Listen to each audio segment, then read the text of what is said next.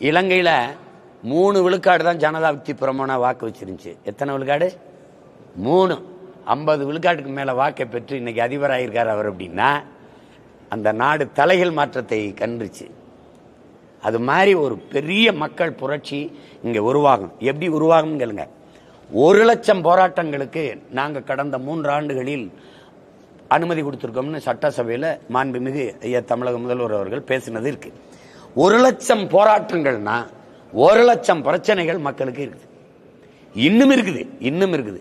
அரசுக்கே பிரச்சனை இப்ப போராடுது. பார்த்திருக்கீங்க, இப்ப பாக்குறீங்க. உங்களுக்கு நீதி தர மாட்டேங்குது, தொகுதி சீரமைப்புன்னு பாதிப்பு, நீங்களே வர்றீங்க, களத்துக்கு வர்றீங்க.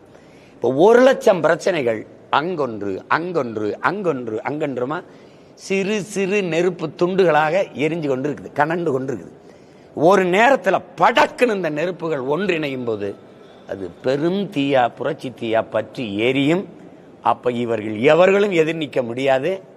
அன்னைக்கு ஒருத்தன் அதுக்குள்ள அந்த நெருப்புல இருந்து ஒருத்தன் வருவான். அவன் அன்னைக்கு நீங்க பார்க்க தான் போறீங்க. இப்ப நான் பேசுனதெல்லாம் சும்மா எல்லாம் விளையாட்டு பேசிட்டு இருக்கேன்னு நினைக்கிறீங்க. நீங்க காத்து விற்கப்படும் சொன்ன நீங்க யாரும் நம்பல, இதெல்லாம் நடக்கும் சொன்ன யாரும் நம்பல. இதை நீங்க நம்புங்க, நடக்கும். இவங்க அதை நோக்கித்தான் கொண்டு போயிட்டு இருக்காங்க. இதை பற்றி மக்களுக்கு 100 விழுக்காடு கல்வி கொடுக்கணும், பசிங்கிற சொல்லு இல்லாம ஒழிக்கணும், ஏழ்மை வறுமையை ஒழிக்கணும், படித்த இளைஞர்களுக்கு வேலை வாய்ப்பை பெருக்க கொடுக்கணும். அதை பற்றி யோசிக்காம இதுல சீர்திருத்தம் பண்றேன். அதாவது இந்த சாலையில் நீங்க போகும்போது டேக் டைவர்ஷன் பாருங்க, இப்படி டேக் டைவர்ஷன், இப்படி திரும்பு அப்படின்னு. அது மாதிரி இந்த பிரச்சனை ஒன்னொன்னையும் தள்ளி திருப்புறது.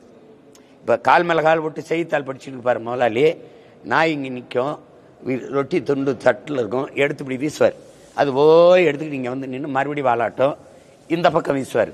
போய் எடுத்துட்டு வந்து இங்கே நின்று வாலாட்டம், அப்புறம் இந்த பக்கம் வீசுவார். அப்புறம் போய் எடுத்துட்டு வந்து தின்னுட்டு சாப்பிட்டு வந்து வாலாட்டம். எங்களை நாயினும் கீழாக மதித்து இந்த ஆட்சியாளர்கள் பல்வேறு பிரச்சனைங்கிற ரொட்டி துண்டுகளை இங்கே மும்மொழி கொள்கை இங்கிட்டு வீசு, அப்புறம் இது இங்கிட்டு வீசு அப்படின்னு நாங்கள் இந்த ஆட்சியில் நடக்கிற தீமைகள் குறைகள் எதையும் பேசாம என்ன இப்படி நடந்துருச்சு. இது ஒரு 4 மாதம், இது ஒரு 2 மாதம் பேசுவோமா, இப்போ ஒரு 2 வாரம் பேசுவீங்களா, அப்புறம் வேற ஒன்று வரும் பாருங்க, வரும். இப்படிதான் இந்த பிரச்சனைங்கிற பிஸ்கட், இந்த ரொட்டி மக்களுக்கு வீசப்பட்டுக்கிட்டே இருக்கு. அது ஒவ்வொரு தடவை இந்த ஆட்சியாளர் சோகமா, ஹிட்லர் சொல்றான்ல, எப்பவும் மக்களை 24 மணி நேரமும் பதட்டமாகவே வைத்திரு, அப்பதான் அவன் ஆட்சியில் என்ன நடக்குதுன்னு சிந்திக்க மாட்டான்.